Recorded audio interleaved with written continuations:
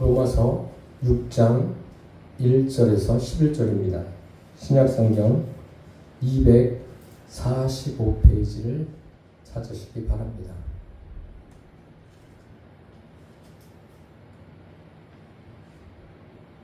로마서 6장 1절에서 11절 말씀을 함께 봉독하시겠습니다. 그런즉 우리가 무슨 말을 하리요? 은혜를 더하게 하려고 죄에 더하겠느냐? 그럴 수 없느니라. 죄에 대하여 죽은 우리가 어찌 그 가운데 더 살리요? 무릇 그리스도 예수와 합하여 세례를 받은 우리는 그의 죽으심과 합하여 세례를 받은 줄을 알지 못하느냐?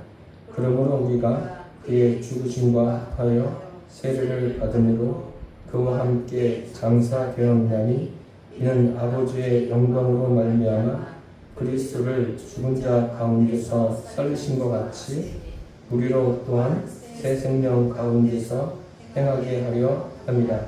만일 우리가 그의 죽으심과 같은 모양으로 연합한 자가 되었으면 또한 그의 부활과 같은 모양으로 연합한 자도 되리라.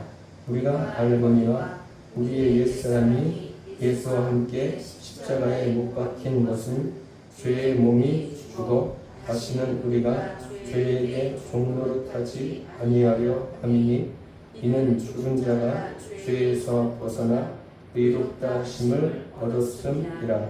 만일 우리가 그리스도와 함께 죽었으면 또한 그와 함께 살 줄을 믿노니 이는 그리스도께서 죽은 자 가운데서 살아나셨음에 다시 죽지 아니하시고 사망이 다시 그를 주장하지 못할 줄을 알미로라. 그가 죽으심은 죄에 대하여 단번에 죽으시며 그가 살아계심은 하나님께 대하여 살아계심이니 이와 같이 너희도 너희 자신을 죄에 대하여는 죽은 자요 그리스도 예수 안에서 하나님께 대하여는 살아있는 자로 여길지어다. 아멘. 사람들이 행하는 여러 가지 예식이 있습니다. 그 예식에는 어떤 형식이 갖추어져 있죠. 그 형식을 보면 이 예식이 의미하는 것은 이런 거구나 라는 것을 알게 됩니다. 예를 들면 결혼식에서도 어떤 형식이 있지 않습니까?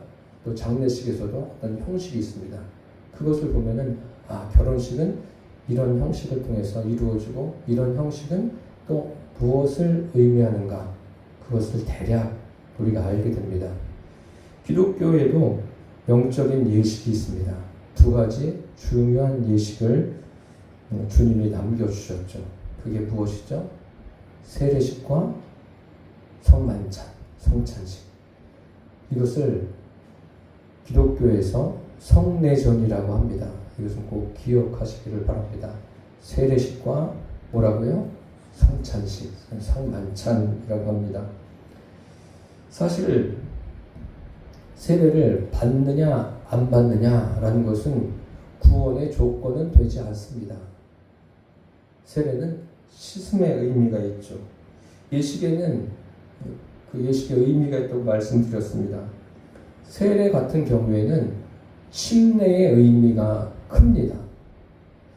침례, 우리 장로교단에서는 세례를 침례로 하지 않아요. 그런데 우리가 하는 그 세례에는 어떤 의미가 크다고요? 침례의 의미가 큽니다. 그것을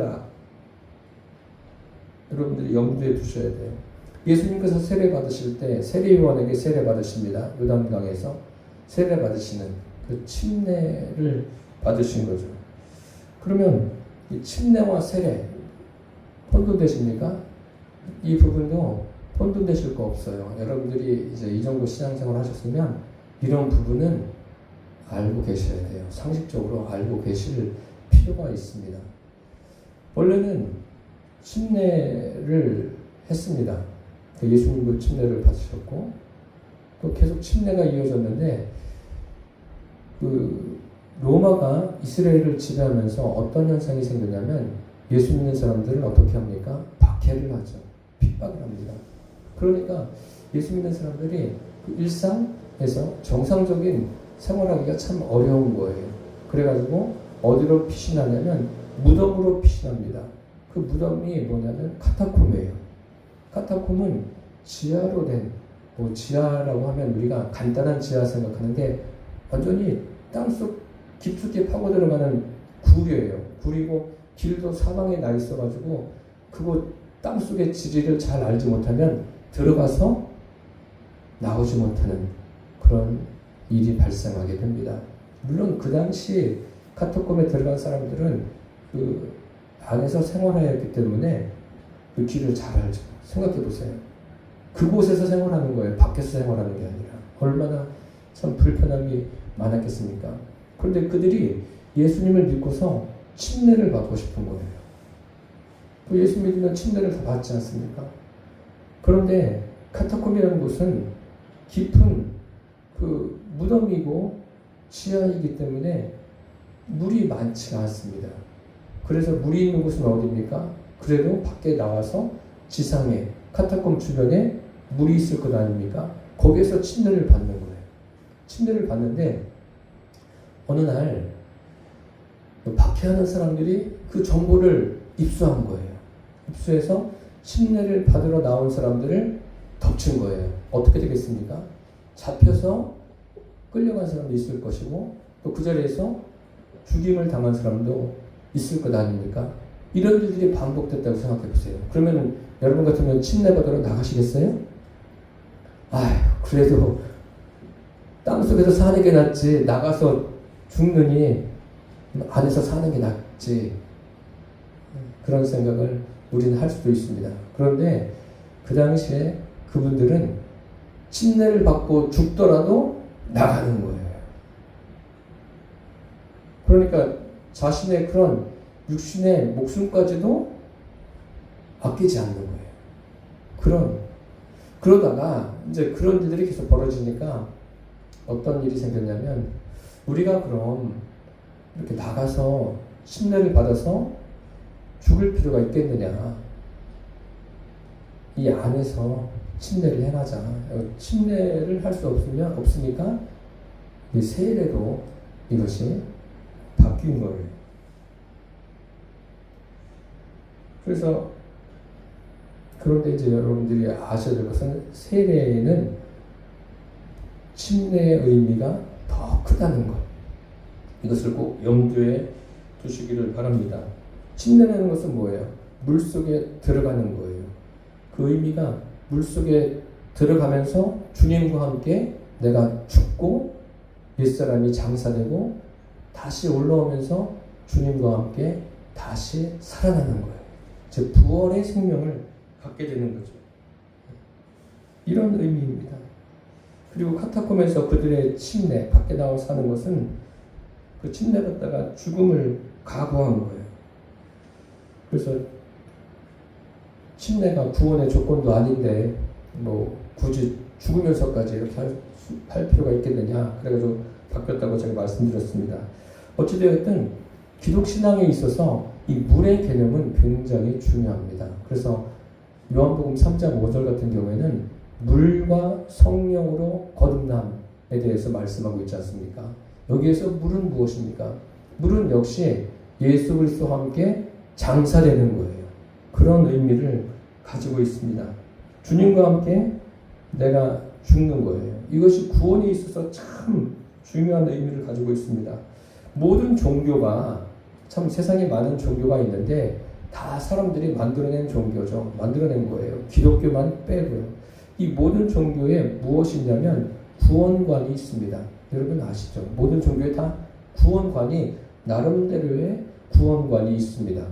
그러면 우리는 유일신을 믿는 신앙을 가지고 있어요. 그럼 여타의 종교들은 뭐예요? 유일신이 아니라 무신론이죠. 무신론이에요. 그 무신종교, 신이 없는 종교예요. 신이 있다고 하더라도 사람들이 만들어낸 자기들의 그 나름대로 만들어낸 것입니다. 그래서 그들의 무신종교에서의 구원관은 무엇이죠? 그들의 구원과는 다른 데 있지 않습니다.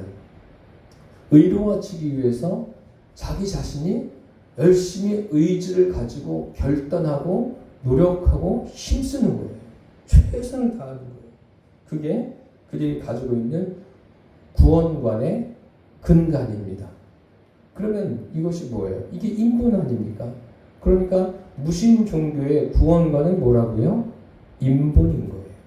그럼 유일신을 믿는 우리는 구원관이 무엇입니까? 우리가 가지고 있는 의지를 발동해서 어떤 감정, 지식, 경험을 총동원해서 열심히 사는 것, 의를 이루기 위해서 사는 겁니까? 그렇지 않습니다. 우리가 기준이 아니라 하나님이 기준이 된, 즉 신본인 것이 바로 유일신의 구원관의 근간이 되는 거예요. 그러니까 여태의 종교와는 완전히 차원이 다른 거예요. 하나님께서 의로 여기셔야 돼요. 사람이 열심히 해서 저 사람 참 의롭다. 뭐 사람들 사이에서 그렇게 말할 수 있어요. 그렇지만 중요한 것은 그게 중요한 게 아니라 하나님이 보실 때 의롭다. 하나님이 보실 때 의롭다고 평가가 돼야 돼요. 그렇게 되지 않으면, 하나님 보실 때 의롭지 않으면 아무리 사람들이 보기에 좋아도, 다른 사람들한테 칭찬을 많이 들어도 소용이 없다는 거예요. 그 사람에게 구원이 없는 거예요. 그렇다면 하나님은 무엇을 의로 여기십니까? 우리의 믿음을 의로 여기세요. 믿음을. 그래서 이 믿음 하면은 여러 가지가 떠올리죠. 믿음 하면 우리는 예수 그리스도의 보혈을 믿는다. 맞아요. 보혈을 믿는데 그 의미를 정확하게 알고 계셔야 돼요. 보혈은 그 십자가의 벌로 우리가 죄 씻음을 받지 않습니까? 죄 씻음을 통해서 하나님께 나아가는, 하나님과 화목하게 되는 그 통로가 되는 거예요. 이런 부분들은 기독교에서 굉장히 중요한 것이기 때문에 제대로 알고 계셔야 될 뿐만 아니라 설명할 줄 알아야 돼요. 예수님께서 십자가에서 우리 죄를 위해서 십자가에 달리셨어요. 그래서 그 보혈은 죄 씻음의 의미가 있는 거예요. 그래서 이 신약 말고 구약에 가면 사람들이 그 죄에 대해서 어떻게 해결을 받죠? 동물의 제사를 드리지 않습니까? 동물을 가지고 와서 어떻게 해요? 예를 들어서 뭐 양을 가져왔다, 소를 가져왔다. 그러면 그 레위기 같은 경우에 보면 이스라엘 사람들이 제사를 지는 거 보면 거기에 자기의 손을 얹어요. 짐승에다가, 짐승의 머리에 뭐를 얹는다고요? 손을 얹어요. 그러면서 그럼 이게 뭐가 되는 거예요? 자기의 죄가 짐승에게 전가가 되는 거예요. 그럼 그 다음에 뭐 하죠? 짐승을 잡아요. 죽이고 각을 떠서 잘라가지고 불태워서 드려요. 그러면 짐승은 왜 죽는 거예요? 그 사람의 죄 때문에 죽는 거예요. 그러면 그걸 보면서 야, 죄가 저렇게 심각하구나. 저 짐승이 내 죄를 대신해서 죽는구나. 이런 일이 계속 반복되다고 생각해 보세요. 반복될 때마다 내 죄가 참 크구나. 내 죄 때문에 짐승이 죽는구나. 이런 마음이 계속 들어야 맞죠. 근데 들까요? 안 들어요. 그러니까 하나님께서 다 집어치우라고 그러잖아요. 제물이고 뭐고 드리지 말아라. 그 소로 양으로 드리는 제사 피 드리지 말아라. 하나님이 그러시는 거예요.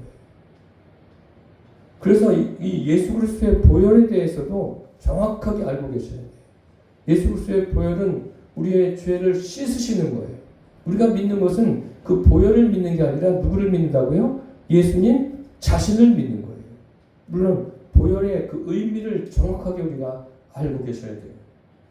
그래서 하나님을 믿는다는 것은 결국 예수님 자신을 믿는 것이고 예수님의 보혈은 우리의 죄를 씻는 거예요.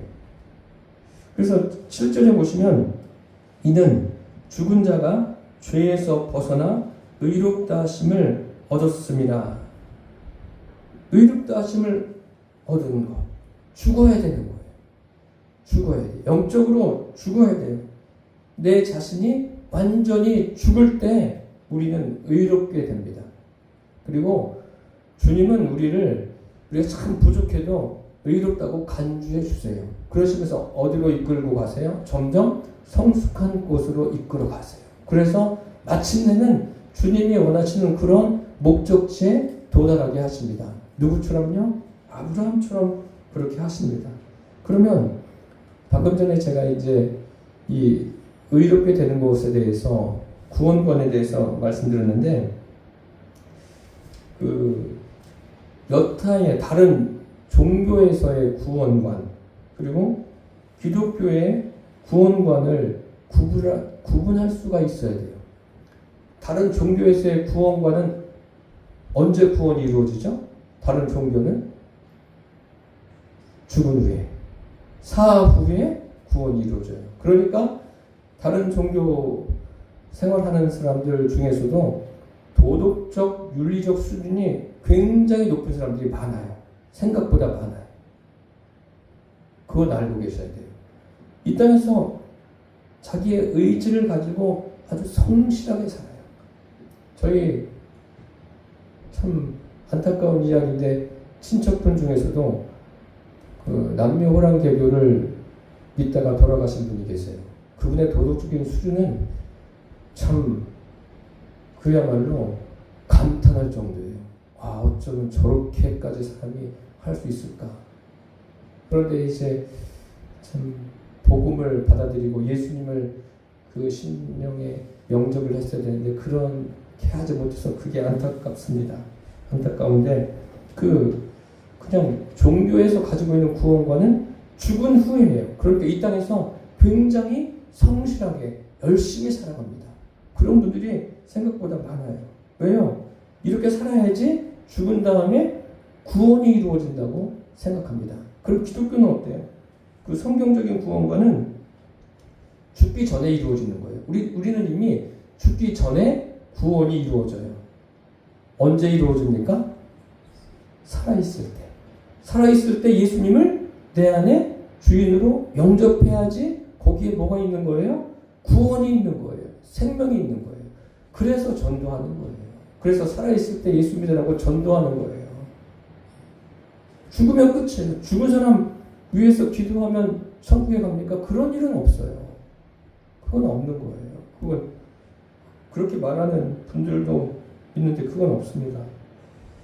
오늘 사절에 보니까 사절 끝부분에 보니까 새 생명 가운데서 행하게 하려 함이라. 이 새 생명 가운데서 행한다. 이게 무슨 의미예요? 새 생명을 가지고 살아가는 거예요. 언제요? 육신이 있을 때. 그러니까 지금 저와 여러분은 예수님이 성령으로 우리 안에 계십니다. 그래서 이 새 생명 가운데 살아가고 계신 거예요. 참 잘 살고 계신 겁니다. 그리고 이 다른 종교와 기독교와 부활관을 구별할 수 있어야 돼요. 다른 종교가 부활관이 있을까요? 있어요. 그런 거 들어보셨습니까? 만약에 부활관이 없다면 죽은 후에 극락에 간다. 죽은 후에 뭐 염라대왕을 만난다. 이런 말이 가능할까요? 아니에요. 그 사람들도 나름대로 그런 어떤 교리를 가지고 있어요. 그냥 막 믿는 게 아닙니다. 교리를, 조직적인 그 교리를 가지고 있고 죽은 후에는 극락에 가고 또 염라대왕도 만나고 뭐 이렇게 말하는 거예요. 그러니까 육신이 죽었는데 그건 무엇을 의미합니까? 사람이 영혼을 가진 존재라는 거예요. 그들도 그것을 인정하는 거예요. 그러니까 그런데 안타까운 것은 그것에 대한 제대로 된 지식을 가지고 있지 못하는 게 안타까운 거죠. 그럼 기독교는 어떻습니까? 기독교는 생명의 부활과 사망의 부활이 있다고 분명하게 성경에 말씀하고 있어요. 그리고 사절에 보시는 것처럼 이 부활이 언제 이루어집니까? 물론 예수님이 이 땅에 오실 때 육신까지도 부활하는 그런 역사들이 일어납니다. 그런데 그 이전에 부활의 생명은 언제 갖게 되는 거예요? 죽은 다음에 갖습니까? 그리스도인들이? 그렇지 않습니다. 우리가 살아있는 동안에 가지고 있는 이 생명이 부활 생명입니다. 그것을 증거해주는 말씀이 요한복음에 있는 말씀입니다. 요한복음 11장에 보면 예수님께서 그 마리아와 마르다에게 가십니다. 그 나사로가 죽지 않았습니까? 그때 이런 말씀을 하세요. 예수께서 마르다에게 하시는 말씀을 들어보세요. 내가 부활이요 생명이니 나를 믿는 자는 죽어도 살겠고 죽어도 뭐예요? 산다는 게 부활인 거예요. 죽어도 사는 거. 그리고 무릇 살아서 나를 믿는 자는 영원히 죽지 않는다. 살아서 예수님을 믿는 사람은 영원히 죽지 않는다는 거예요. 육신은 죽지만 우리 영혼은 어떻다는 거예요? 영원히 죽지 않는 거예요. 무슨 말씀인지 아십니까? 그러니까 우리가 가진 생명은 무슨 생명이에요? 부활 생명인 거예요. 그 생명을 우리가 가지고 있는 거예요. 그래서 4절에 새 생명 가운데 행한다. 새 생명 가운데 행하는데 형체는 그렇게 중요하지 않습니다. 이 부분은 누가복음 24장에 보면 엠마오로 가는 두 제자가 예수님을 만나지 않았습니까? 처음엔 부활하신 예수님을 알아보지 못했어요. 그런데 예수님께서 그들과 함께 계시면서 축사하시고 떡을 떼서 그들에게 주십니다. 그 다음에 어떤 일이 생겼습니까? 눈이 밝아졌어요. 그런데 예수님은 계시지 않습니다. 그런데도 그들은 그 전과 다르죠. 이게 무엇입니까? 예수님과 연합하는 거예요. 연합의 의미입니다. 그러니까 그들도 이제 예수님과 그런 만남을 통해서 또 예수님이 떼어주신 떡을 먹으면서 어떤 일이 일어난 겁니까? 예수님과 연합, 부활 생명을 갖게 된 거예요. 그래서 성경에서 말하는 이 부활이라는 것은 물론 죽은 후에도 우리 육신까지도 부활의 몸을 입는 것을 경험하지만 이미 그리스도인들은 무엇을 가지고 있다고요? 부활 생명을 가지고 있는 거예요. 예수님이 요한복음 11장에 분명하게 우리에게 말씀하신 거예요. 그리고 세상 모든 종교는 제가 방금 전에도 말씀드린 것처럼 구원의 조건이 뭐냐면 성화예요. 성화라는 말 들어보셨죠? 점점 거룩해져 가는 거예요. 그러니까 이 땅에서 그 사람들의 목표는 뭐예요? 어떻게 쓰든지 선하게 살려고. 그러니까 수행도 하고 애쓰는 거예요. 굉장히 대단한 거예요. 그러니까 이 사람들은 그 육신을 입은 자신들이 뭐가 되는 거예요? 자기 자신이 능력자가 되는 거예요. 능력자가 돼서 선을 행해서 내가 최고의 선을 이루어보겠다. 그런 거예요. 이것의 대표적인 예가 무엇입니까? 불교예요. 이것의 대표적인 예가. 그래서 불교에서 말하는 게 무엇입니까? 천상천하 유아독존. 결국은 무엇입니까? 이 세상에서 인간 이상은 없다는 거예요. 그러니 거기에 무슨 구원이 있겠습니까? 거기에 무슨 생명이 있겠습니까? 그런데 온갖 아름다운 말로 모두가 다 좋다. 거기에도 구원이 있고 여기에도 구원이 있고 저기에도 구원이 있고 여기저기 다 구원이 있다고. 당신이 믿는 것도 잘하는 거고 내가 믿는 것도 잘하는 거고. 이것은요 아주 무책임한 말입니다. 성경에서의 성화는 아셔야 될 것이 구원의 조건은 아니에요. 구원의 조건은 아닙니다. 구원의 결과물이에요. 우리가 거룩하게 되어가는 것은 구원 받았기 때문에 그런 일들이 우리의 삶을 통해서 나타나는 거예요. 이런 부분들을 정확하게 우리가 정리하고 있고 정확하게 지식으로 가지고 있으면 주님을 더 깊이 알게 됩니다. 그리고 믿음도 더 깊어지게 되는 거예요. 그러니까 그리스도인들은 나에게 능력이 없어요. 누구에게 능력이 있는 겁니까? 내 안에 계신 주님께 능력이 있는 거예요. 그 능력으로 우리가 살아가는 거예요. 그러니까 인간에게 주님의 능력이 생기려면 무엇이 필요합니까? 연합해야 돼요. 주님과 하나가 돼야 돼요. 그래서 그리스도인의 삶은 나 혼자 살아내는 게 아니라 주님과 함께 살아내는 거예요. 그러니까 하나님께서 모세에게도 내가 너와 함께한다 말씀하셨고 여호수아에게도 뭐라고 말씀하셔요? 내가 너와 함께한다. 모세와 함께 있었던 것처럼 너와 함께한다. 이거예요. 여호수아에게 능력이 없어요. 하나님에게 능력이 있고 하나님께서 함께 하시면서 그 능력을 나타내시지 않습니까? 그런데 참 어려운 것은 뭐냐면 주님과 함께하면서 내가 죽어야 돼요. 누가 죽어야 된다고요? 내가. 그러니까 오늘도 계속 죽는 얘기가 계속 나오잖아요. 로마서 6장 2절부터 11절까지 죽는다. 이 죽음에 대한 얘기가 빠짐없이 나오고 있어요. 야곱은 언제 죽습니까? 그러니까 성경을 많이 읽은 분이 147세에 죽었습니다.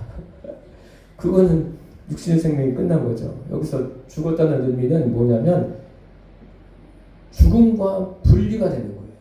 하나님과 분리되는 게 아니라 죽음과 분리되고 또 하나님과 온전히 연합이 되는 거예요.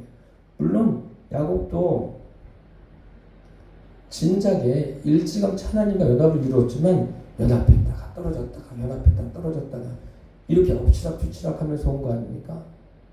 결국 130이 되어서 그 애굽왕 바로 앞에서 자기 인생이 험악한 삶을 살았다고. 130년 동안 험악한 삶을 살았다.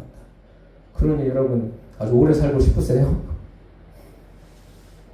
그러니까 뭐예요? 그때 가서야 깨닫는 거예요. 아, 하나님이 죽은 줄만 알았던 요셉이 어디에 있는 거예요? 애굽의 총리가 돼서 있잖아요. 애굽의 총리가 돼서 막 우쭐한 게 아니라 이 모든 게 다 하나님이 하셨구나. 그것을 깨닫는 거예요. 야곱이. 그러면서 자기 자신이 이제 죄와 더 분리가 되는 거죠. 인간이 가지고 있는 그 꾀와 분리가 되는 거예요. 꾀와 분리가 되고 무엇과 연합이 되는 거예요? 하나님과 깊숙하게 연합이 되는 거예요. 요셉은 어때요?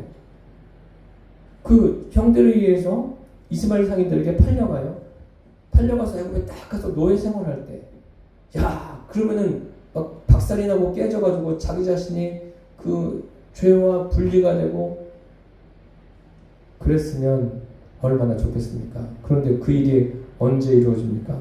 목에 갇혔을 때. 보디발의 집에서 일하다가 목에 갇혔을 때 비로소 요셉이 거기에서 자기 자신이 그 죄와 분리가 일어나는 거예요. 자기 자신이 죽는 거예요. 죽고 또 하나님과 깊은 연합이 이루어집니다. 그러니까 성경을 읽어보세요. 창세기 읽어보시면 형들을 만났을 때 여러분 같으면 여러분을 그 청소년 때 팔아넘긴 그런 형들을 자기가 권력을 가지고 있는데 그 앞에 종으로 왔어요. 종이나 마찬가지죠. 그 식량을 구하러 왔으니까 모든 생사여탈권은 요셉이 쥐고 있는데 그렇다면 혼쭐 내주지 않겠어요? 근데 그러지 않죠. 끝까지 그런 일이 없어요. 이게 어떻게 가능합니까? 요셉 자신이 죽은 거예요. 자기의 자아가 완전히 죽은 거예요. 기절한 게 아니에요, 여러분. 우리 그리스도인들은 기절하는 분들이 많아요. 기절했다 다시 정신 차려가지고 자기 자신을 드러내는 사람들 얼마나 많습니까? 그런데 기절하면 안 되고 자기가 완전히 죽어야 돼요. 그리고 죄와 분리가 되어지고 하나님과의 연합이 이루어져야 돼요. 하나님이 그것을 원하시는 거예요. 오늘 본문이 그것을 계속 이야기하고 있습니다. 그래서 본문을 보시면 1절에 보시면 그런즉 우리가 무슨 말을 하리요? 이것은 무슨 말이냐면 5장에 대한 이야기를 말하는 거예요. 5장에 대해서 5장에 죄와 또 범죄 그런 부분들이 나오지 않습니까? 근본적인 죄는 무엇입니까? 파라피토라고 말씀드렸어요. 하나님과 분리되는 것. 하나님과 분리되니까 하말티아가 일어나는 거예요. 여러 가지 각종 불순종이 되고 또 기타 미움과 시기와 질투와 각종 범죄들이 일어나는 겁니다. 그래서 죄 중에 근본적인 죄는 하말티아가 아니라 파라피토, 하나님과 분리되는 거예요. 아담과 하와의 범죄도 하나님과 분리되었기 때문에 그러한 불순종을 저지른 겁니다. 그 모든 것들을 이제 생각하면서 그런즉 우리가 무슨 말을 하리요? 할 말이 없는 거죠. 이런 것을 보면서 이 분리된 게 얼마나 무서운가를 이제 말해주고 있는 거예요. 그러면서 은혜를 더하게 하려고 죄에 거하겠느냐? 은혜를 더 받으려고 죄를 짓겠느냐 이 말입니다. 여러분 은혜 받으려고 죄 짓겠어요? 아니잖아요. 은혜가 뭐죠? 은혜는 다른 게 아니라 하나님과 연합된 게 은혜예요. 하나님과 연합됐으면 뭐가 분리가 일어나는 거예요? 죄와 분리가 일어나는 거예요. 어렵습니까? 쉽죠. 네. 로마서가 점점 가면서 쉬워질 거예요. 하나님과 연합이 은혜고 또 하나님과 연합하니까 자연적으로 죄와는 분리가 일어나는 거예요. 그것을 지금 말하고 있는 거예요. 2절에 보니까 그럴 수 없느니라. 그러니까 은혜를 더하게 하려고 죄에 거하지 않겠다는 거죠. 죄를 짓는 자리에 있지 않겠다는 거죠. 그럴 수 없느니라. 죄에 대하여 죽은 우리가 어찌 그 가운데 더 살려. 죄에 대해서 죽었다고 그랬어요. 죄에 대해서 죽었다는 게 뭐예요? 분리예요. 죄에 대해서 점점 분리가 됐는데 그럼 죄 가운데서 살겠습니까? 살지 않는 거예요. 그 말씀을 하고 있는 겁니다. 그리고 3절을 보시면 무릇 그리스도 예수와 합하여 세례를 받은 우리는 그의 죽으심과 합하여 세례를 받은 줄을 알지 못하느냐. 여기 중요한 것은 알지 못하느냐. 우리가 주님과 함께 죽었어요. 옛사람이 죽었습니다. 알지 못하느냐라는 것은 뭐 아주 모른다는 의미가 아니라 육적으로만 안다는 거예요. 육적으로. 이 의미를 모르는 거예요. 그러니까 이스라엘 백성들이 출애굽해서 광야에 잠깐 나왔다가 홍해를 건너가는데 얼마나 그 장관입니까? 홍해가 좌우에 벽이 됐어요. 그럼 땅은 질척할 수도 있지 않습니까? 그런데 마른 땅이 돼서 건너갔어요. 이 언제까지 벽으로 있습니까? 다 건너갈 때까지. 그게 의미가 뭐예요? 너희들은 이제 애굽에 있었던 모든 과거들을 여기에 장사 지내고 건너가라. 그리고 새 생명으로 살아가라. 그거예요. 하나님과 이제 교제하면서 살아가라. 그런데 무엇입니까? 이런 기이한 일을 경험했음에도 불구하고 똑같아. 참, 그러니까 뭐예요? 육적으로만 아는 거예요. 그냥 건져내셨구나. 하나님이 우리를 기적을 베푸셨구나. 이것만 아는 거예요. 이것은 이 사람들이 그 애국과 분리가 되지 않은 거예요. 그 영적으로는 아무것도 모르는 거예요. 그러니까 건너가서도 계속 엄하고 불평한 이유가 그런 거예요. 이유가 애국하고 분리가 이루어지지 않은 거예요. 하나님은 그들을 애국과 분리시키는 건데 그들은 전혀 그것을 알아듣지 못합니다. 그러니까 우리 영적으로 우리 자신이 완전히 죽어야 돼요. 내가. 4절에 보시면 그러므로 우리가 그의 죽으심과 합하여 세례를 받음으로 그와 함께 장사되었나니 계속 죽는 얘기 나오죠. 완전히 죽는 거예요. 완전히. 방금 전에도 말씀드렸지만 기절했다 일어나는 게 아니라 내가 완전히 죽는 거예요. 그것만 말씀하고 있는 거예요. 지금 성경은 이 본질적인 것을 계속 말씀하고 있습니다. 그러면서 이는 아버지의 영광으로 말미암아 그리스도를 죽은 자 가운데서 살리신 것 같이 우리로 또한 새 생명 가운데서 행하게 하려 함이라. 결국 새 생명이라는 것은 부활하신 예수님과의 연합이에요. 그분과 내가 연합해서 살아가는 거예요. 그러니까 그리스도인의 삶은 예수 믿지 않는 사람들과는 차원이 다른 삶을 사는 거예요. 이것을 내가 알아야 돼요. 5절에 보시면 만일 우리가 그의 죽으심과 같은 모양으로 연합한 자가 되었으면 또한 그의 부활과 같은 모양으로 연합한 자도 되리라. 그러니까 연합한 자가 뭐예요? 완전히 예수님과 하나라는 거예요. 하나. 하나.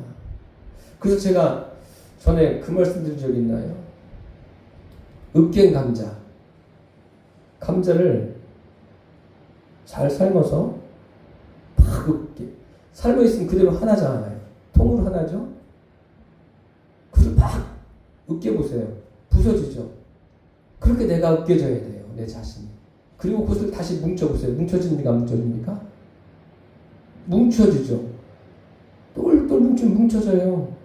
하나가 된 거 아닙니까? 주님과 우리와 연합이 완전히 완전체예요. 완전히 하나가 되는 거예요. 나와 하나님이 하나가 되는 거라니까요. 그러니까 우리가 이것을 은혜라고 하는 거예요. 지금 여기서 그것을 말하는 거예요. 함께 죽고 함께 사는 거예요.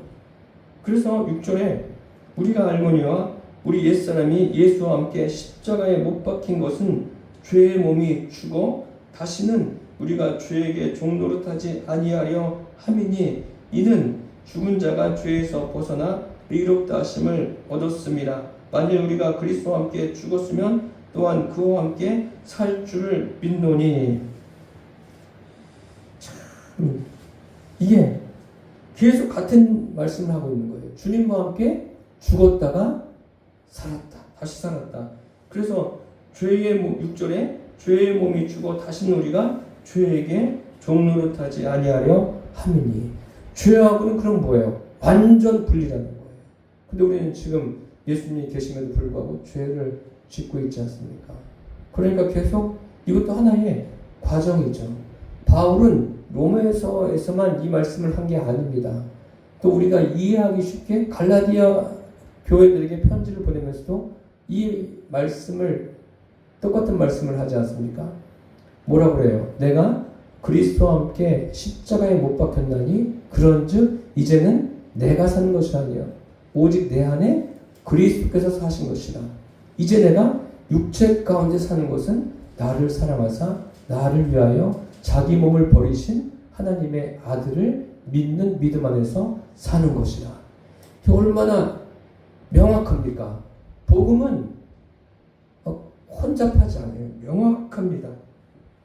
여러분 그렇게 생각하십니까? 9절에 보시면 이는 그리스도께서 죽은 자 가운데서 살아나셨음에 다시 죽지 아니하시고 사망이 다시 그를 주장하지 못할 줄을 알미로라. 이 안다는 것은 분별한다는 거예요. 우리는 그러니까 육신은 이제 정해진 시간이 있어요. 죽습니다. 죽지만 우리 영혼은 어때요? 영혼은 이제 다시 사망하지 않아요. 영원히 주님이 주신 그 생명을 가지고 영원토록 살게 됩니다. 그래서 은혜입니다. 10절에 보시면 그가 죽으심은 죄에 대하여 단번에 죽으심이요 그가 살아계심은 하나님에 대하여 살아계심이니. 그 죄에 대해서 단번에 죽으셨다는 것은 완전히 죽으셨다는 거예요. 죄에 대해서. 죄의 모든 죄의 문제를, 인간의 죄의 문제를 주님이 완전하게 완벽하게 해결하셨다는 거예요.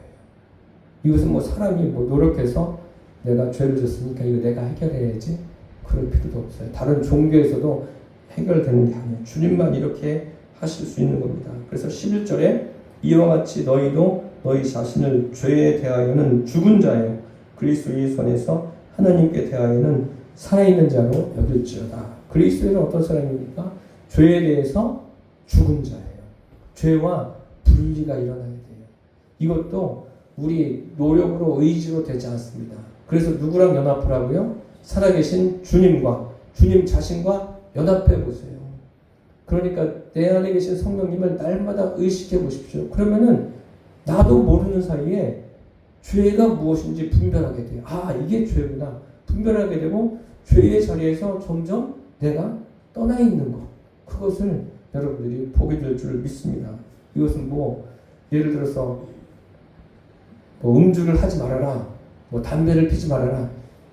물론 교회에서 어떤 그 교육할 때 그런 이야기는 할 수 있죠. 그런데 그게 이야기한다고 되지 않습니다. 그 이야기해서 되는 게 아니라 이런 말씀들을 제대로 알아야 돼요. 아, 죄에서 떠나고 분리하는 게 내가 하나님과 연합이 이루어지면 이러한 일이 이루어지는구나 라는 것을 알게 되는 거예요. 그래서 죽는다는 게 뭐예요? 제가 설교하면서 계속 말드렸지만 죽는다는 것은 죄로부터 내가 분리되는 거예요.